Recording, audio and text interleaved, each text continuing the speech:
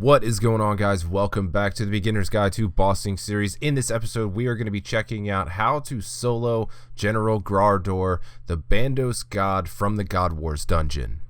Alright everybody, so I know that these guides are supposed to be for beginners, but Bandos is not an easy boss to solo. He does have a high defense level and some mechanics and some minions that can deal a lot of damage very quickly, so you're going to have to be able to react quickly and understand what you're getting yourself into. Now, as usual, I'm going to be going through this guide and showing you guys what I believe is the easiest way to solo Bandos and to start to learn the mechanics of Bandos and how you can actually avoid taking a single hit if you get good enough and you put the time in to actually learn. And also, in typical Beginner's Guide to Bossing fashion, I'm going to do this as cost effective as I possibly can. Now, because Bandos is a more difficult boss in old school RuneScape to solo, the supplies that you're going to need and the gear are going to be a little bit more expensive than the other guides that I've put out, but trust me, these items are necessary for soloing Bandos, so if you don't quite have the bank to do this yet, I suggest you build it up, get these items, and this is what you can start with. Alright, so as usual, let's go ahead and kick this off with a little bit of background information about Bandos so you can know what he is all about and what you're getting yourself into. Bandos' actual name is General Grardor. He was released with the God Wars dungeon, and he has a combat level of 624. It's pretty big. His hit points level is 255, and he has 2 max hits, one with melee, which is 60, and one with ranged, which is 35. He is always aggressive as long as you are in his God Wars chamber, and his attack style is a melee crush attack, so you're going to want to maximize that crush defense, and his ranged is a short ranged attack. As for General Grardor's combat stats, he has an attack level of 280, a strength level of 350, a defense level of 250, and a range level of 350. His magic level is only 80, but he does have that defensive stat down there, plus 298 to mage, so even maging him, not going to happen that often. As for the defense level, that is pretty steep, so we are going to want something with defense reduction in the special attack. That would be a Bandos Godsword or Dragon Warhammer. As for his other defensive stats, plus 90 to slash, stab, and crush, as well as range, so any of those you can use on him. They're all going to hit the same. It's really going to depend on the weapon's particular bonuses. And not only do you have to deal with Bandos, you will also have to deal with his 3 bodyguards after you finish Bandos off. His 3 bodyguards are Sergeant Steelwill, Sergeant Strongstack, and Sergeant Grimspike, and you will want to kill them in that order after you finish off Bandos. Now, each of these sergeants, they also represent a part of the combat triangle. Sergeant Steelwill is the major, Sergeant Strongstack is the meleeer, and Sergeant Grimspike is the ranger. These bodyguards aren't much of a threat after you finish Bandos, but during the fight you have to watch out and you have to make sure you keep your hit points high, because all of these bodyguards do have the potential to hit pretty high as far as comboing you out. So if you get stacked with one of Bandos' ranged attacks, well, you can die pretty quickly, and well, we don't want to have that happening. We want to get you through this with no deaths and hopefully a lot of loot. Alright, so let's move on into getting you to the Bandos God Wars dungeon chamber. So first thing you are going to want to do is probably have the Eadgar's Ruse quest complete. That will give you the teleport to Trollheim, and it will get you there a lot easier. So we are going to want to go ahead and teleport to Trollheim, and you should probably be using a redirected house teleport to Trollheim. It's the easiest way to get there, and I'll explain why in a little while.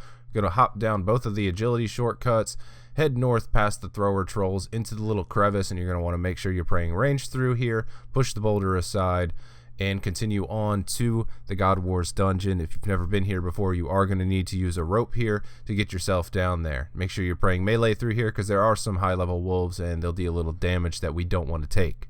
Once you are down into the God Wars dungeon, you're going to want to get your kill count. Now your kill count, you need 40 of the particular race's kills to get into the boss's chamber. Now we do have the ability to use ecumenical keys to get a free pass without getting kill count, but the Bandos kill count is very quick, as there are a number of low level goblins that you can 1 or 2 hit to get your kill count quickly. So right in this area here is where the most goblins that are low level are located. Your kill count should only take you about 10 minutes. The world's not free. Go ahead and find a free world. After you've gotten your kill count, you're going to want to head over to the northwestern door, which is marked here, and this is Bandos' stronghold.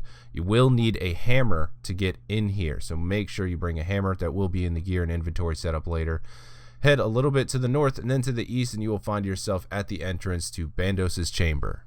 Since Bandos is a pretty difficult boss to solo, I do have some requirements for you, and these are recommended requirements, but it will be very useful if you have these. I know they are a little bit steep, so this is kind of locking it behind higher level players, but it will make your life a lot easier if you do have these requirements. So first, attack, strength, and defense all together. I would suggest that you have at least a level 90 in all three of these stats. Anything lower than this and you might find yourself having a really bad time.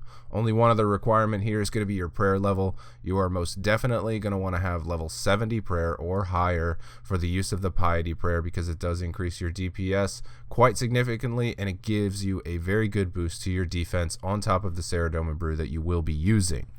Moving right along, we can go ahead and get into the gear setup. So you can see here in the gear, I have the Guthan's helmet and the Guthan's chain skirt already equipped. So we are going to be taking full Guthan's with us, and that's going to be used on the bodyguards after Bandos has been killed, so we can heal up some HP, don't have to use supplies to heal up.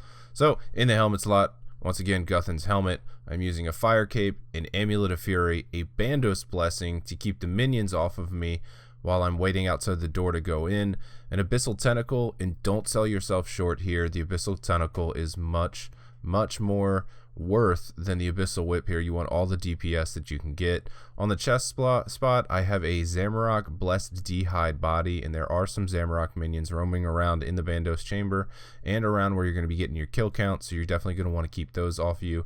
It also provides you with some magic defense, which you will need. I'm also using a crystal shield imbued because the defense bonuses on it are pretty good for its price. It's only 750k the first time you get it. Guthan's chain skirt, Barrow's gloves, dragon boots for some defense and some strength bonus, and they're pretty affordable, and a Berserker's Ring eye. Now if you don't have the money to afford the Berserker's Ring eye, well, you can use an Explorer's Ring. It will give you +1 prayer. You want to have something there that is going to benefit you, and if you do have the money, you can also think about taking a Ring of Suffering imbued that will also boost all of your defensive stats by +20, but I would most certainly recommend the Berserker's Ring for the increased DPS. Over in the inventory, I have 2 super combat potions, 10 Saradomin brews, 6 super restores, 4 angler fish for emergencies, and I also have the hammer, which is going to be used on the door to get into the Bandos stronghold. I have a Bandos God Sword, and why do I have that over a Dragon Warhammer? Well, one, it's cheaper, and another reason I'll explain to you in just a second. The rest of the Guthan set, I have 20 Bones to Peaches tabs for some extra healing each round that you kill Bandos and the bodyguards. You can get an extra 32 hit points because of the bones, and those Peaches heal 8 each. And last, I have 2 Trollheim teleports, one of which is used to get there, and the other one you can revert back to a house teleport tab to get yourself out of there when you're done. Now I want to talk about some DPS really quick for Bandos. So if you do have a Dragon Warhammer, well, you still might not want to bring it here. You might want to consider bringing the Bandos Godsword, and I'll tell you why now. Up on the screen is this DPS calculator. So I put on all the items that I'm wearing. The only difference here is the Bandos Godsword is on accurate slash, and the Dragon Warhammer is on accurate crush. And you'll notice up here near the top right, we can see the max hits, the special attack max hits, and all the accuracy statistics. So if you look at the special attack accuracy, the Bandos Godsword set to slash is over double accuracy over the Dragon Warhammer. Now the Dragon Warhammer is incredibly effective, as if you hit, you will lower it by 30 defense regardless of whether that hit is a 1 or the special attack max, which is a 64.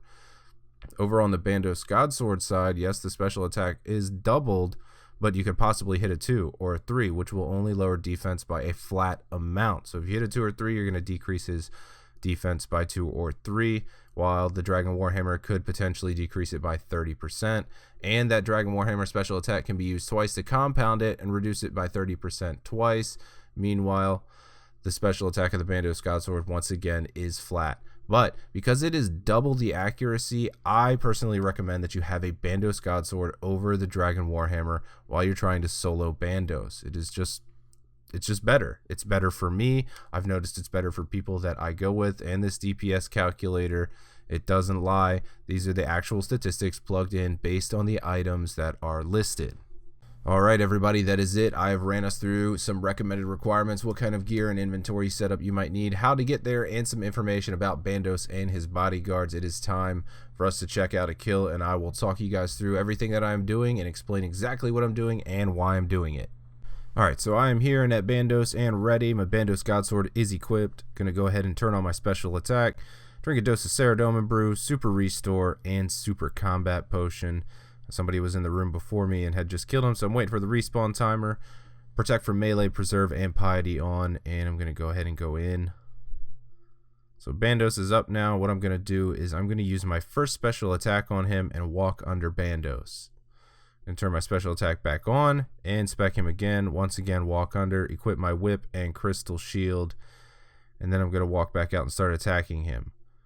Now let me explain exactly what I'm doing here. So the Abyssal Whip or the Abyssal Tentacle has an attack speed interval of 2.4 seconds or 4 game ticks. Bandos has an attack speed interval of 3.6 seconds or 7 game ticks. I'm sorry, 6 game ticks. Now essentially what this causes is we're going to be able to get in 2 whip hits while Bandos can only get in 1 hit until we run under him. And when we run under Bandos, it essentially resets his attack timer.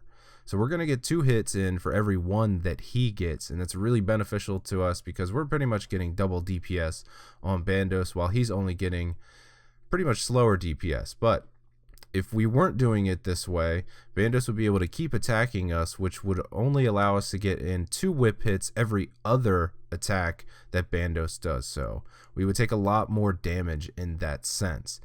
Now I think this is the easiest way to actually learn Bandos. There are more advanced tactics in here which you can learn, which are prayer flicking, and first you would learn flicking the mage and melee for Bandos himself, and then after that you would learn a more advanced method of flicking all 3 minions plus Bandos. Now you would still take some damage doing this because he can still use those random ranged attacks.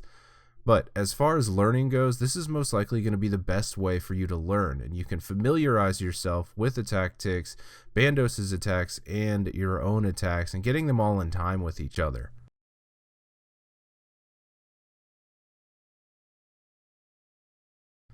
So my kill is now over. I'm going to go ahead and take care of the bodyguards now, and you can see the supplies. I didn't use that many supplies on this kill. I used 1 anglerfish as an insurance policy, a brew and a few doses of another brew, a couple doses of restore. I still have plenty of supplies left. Now, in doing it this way, because I am max stats, I can usually get in anywhere between 5 and 10 kills a trip, depending on how RNG wants to treat me.